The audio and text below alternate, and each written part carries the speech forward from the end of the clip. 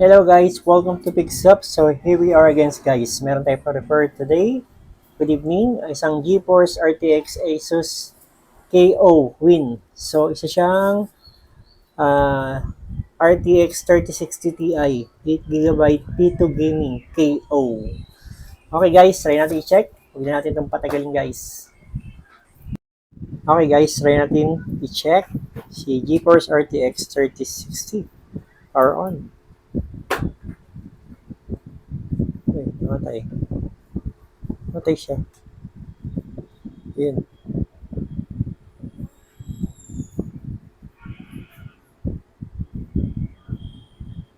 Okay, so no display. So wala talaga siyang display. Okay, try natin i-check guys. Okay guys, try natin i-check. Open natin. Okay, may seal pa siya rito.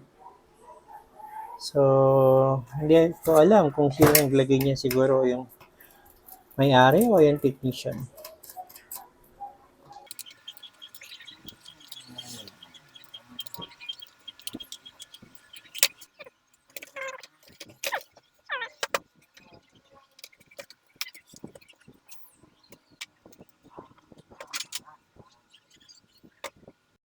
Okay, try natin guys check ng resistance sa bawat coil.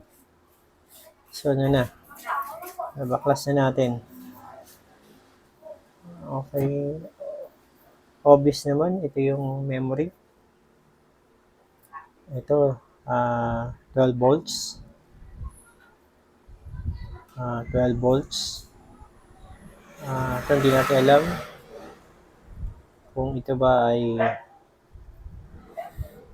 1.8, 5 volts, PEX. Hindi natin alam. Ito yung 1 volts. Ito natin check. Okay. Okay, kilo ohms. Okay, nasa kilo ohms. Ito ay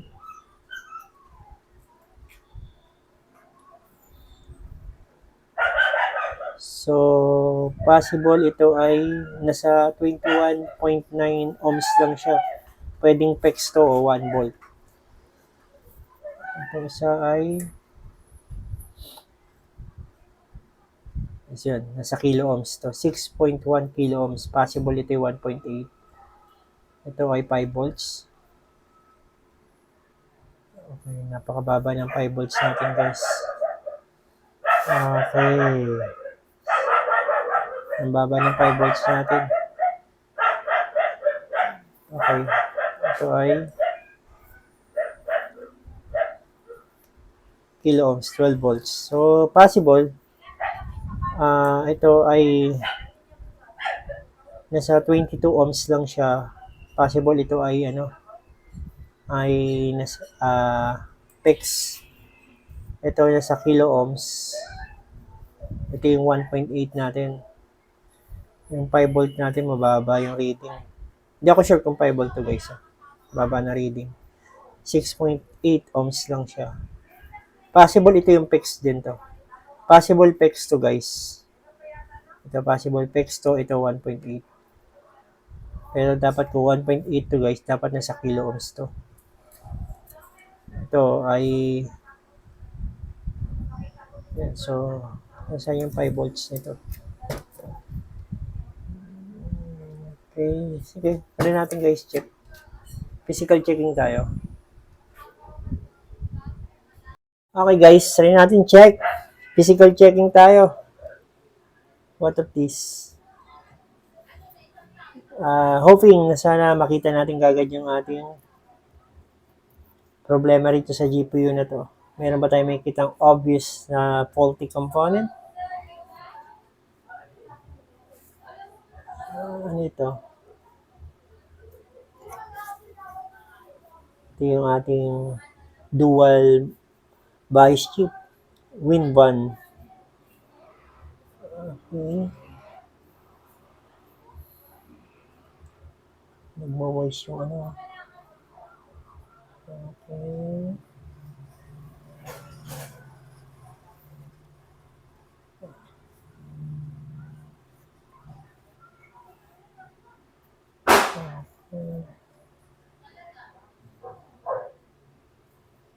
resistor, fuse.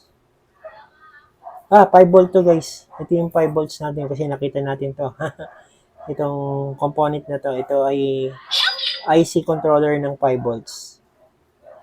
So itong itong PL4 na coil ay 5 volts pala siya. Ito yung 5 volts natin. Ito yung kilo ohms yung reading.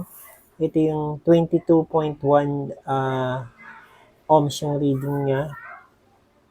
Tapos ito yung ating memory. So, okay, parang ito yung mababa yung reading guys eh. Parang may nakita ko ron. May something dito. Ito, parang corroded o pumutok. Mayroon siyang sign na nasunog dito banda. Ito. Check natin sa multimeter guys.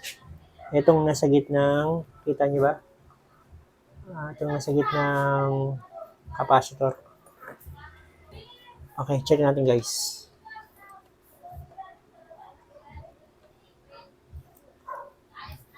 Okay. Ay, mukhang wala naman siya. Yun, shorted to. Shorted to guys. Nakita nyo? May shorted dito. Ayun. Eto. Diba? Focus natin. Eto guys. Parang corroded something tong ating dito. Diba?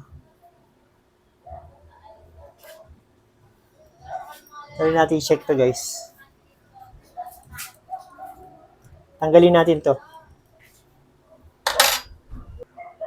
Try nga natin ulit i-check guys. Ano tayo? Try natin beeping. Diode mode, kanina yung chinek natin guys.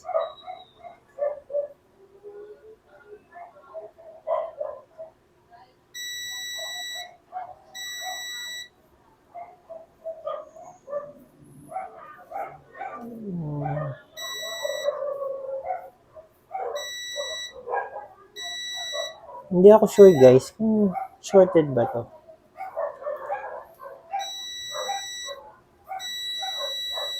Baka kasi ito guys ay 0.9 volt. I-connected to sa ating GPU kaya talaga mababang resistant niya. Try nga natin mag ohms.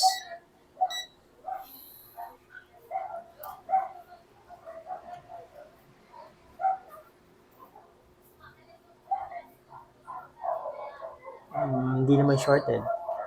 11.6.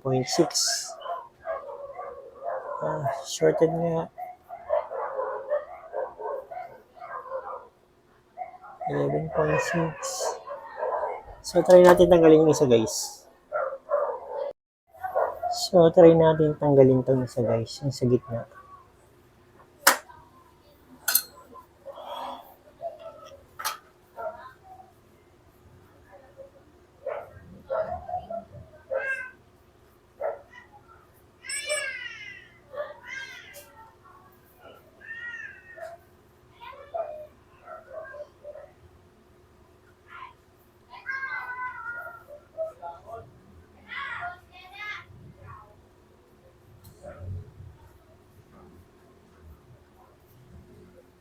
Okay, gamitan natin ng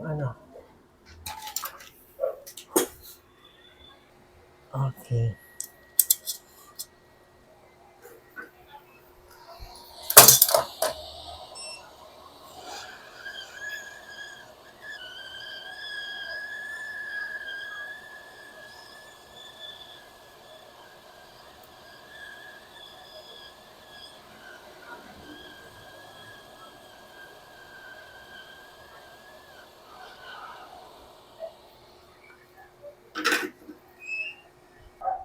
Okay, try natin check guys.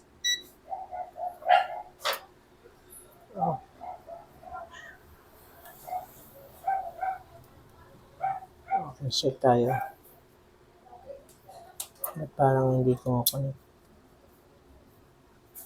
Okay.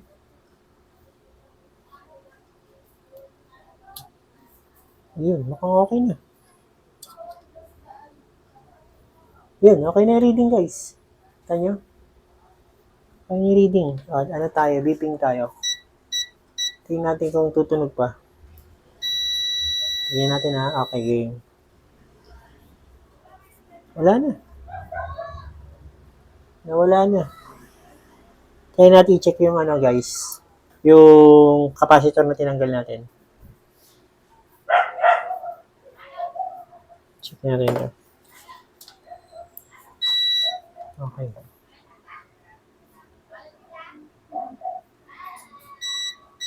Yun. Ay.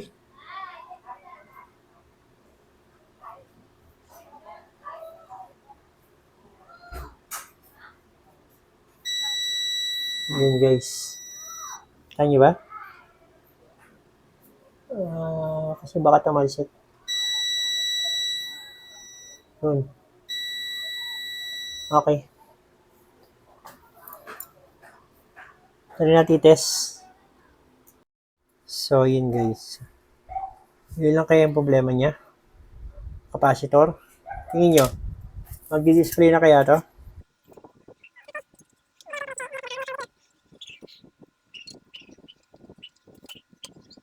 Okay, try natin i-check guys. At hindi ko muna kinabit yung pan niya.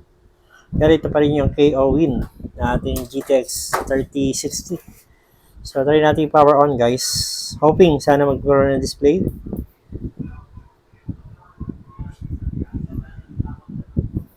Matay. Nag-initialize. Okay.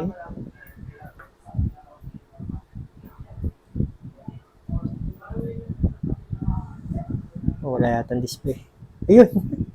Yan guys. Display na siya. Na kinabit natin sa HDMI. Okay. Try natin enter. Yes. Ano ba sabi? Press Y to enter setup. To cancel, attempt to boot with cancel natin and setup tayo Y. So, yun. Yun, guys. Display na siya. Okay. Medyo madumi siya, guys, eh. Yan. Try natin linisan. Okay, guys. Try natin i-check. So, this is it. The final moment. The moment of truth. Power on. Yun. Okay, guys. So, nakita nyo, umikot na yung pan niya. Kanina yung chinest natin, hindi umikot yung pan. Yan. Display na. Okay, nag-initialize na. Loading, Windows. So, yun guys.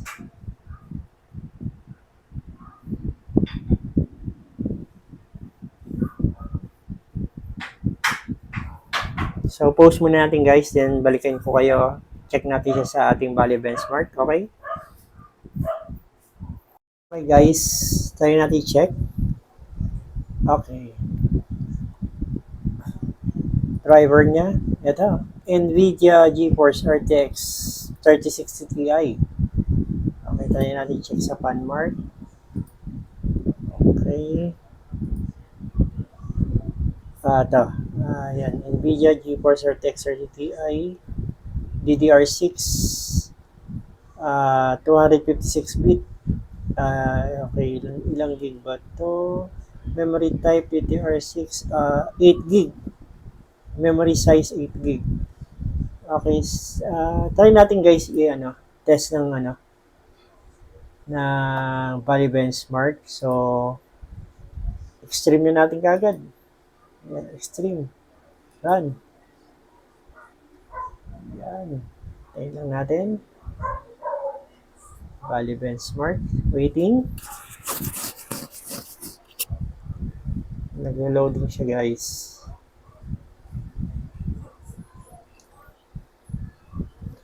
So, yun. Naka-ultra settings tayo guys. Mataas na yan. Okay. Hintay natin matapos hanggang 18 scenes siya. Then, nakipost ko muna guys, ha? So, yan.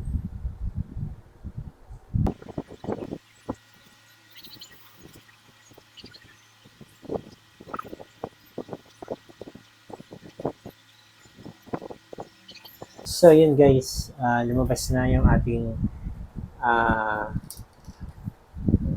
test result ng ating benchmark. Ito yung ating GPU. GeForce RTX 3060 Ti. Okay, yung FPS natin 90.9, normal naman. Okay, yung ating FPS 24.3. Tapos yung pinaka-maximum natin is 145.3, normal naman yung ating FPS. Okay. So, yan guys. This is it guys. So, thank you for watching guys. God bless po. Ating GeForce RTX 3060 KO.